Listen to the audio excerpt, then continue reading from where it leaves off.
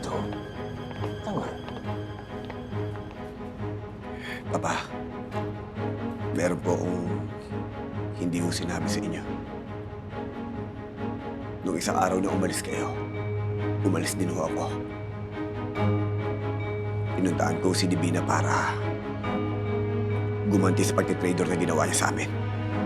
Kaya lang ho napalaban ako. At sa hindi inaasahan nagkita kami. Iniligtas ko siya. Nung hinahabol kami ng mga kalaban, wala na kaming ibang mapuntahan kundi dito. Kaya nakapag-usap po kami. At sinabi ko sa kanya ang sitwasyon natin. Naunawaan niya tayo. Kaya hindi niya ako hinuli.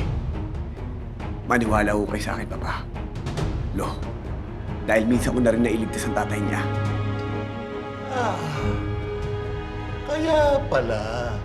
Kaya pala sinabi mo hindi ka niya kayang hulihin dahil may utang na loob siya sa'yo.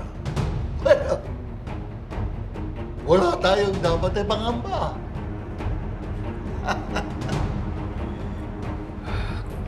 Lo, Papa, pwede mo ba akong magpaalam sa inyo? Nasusundan ko lang ho siya. Gusto ko sana humingi ng paumanhin sa kanya sa nangyari ngayon. Ingit ka lang. Sige ho.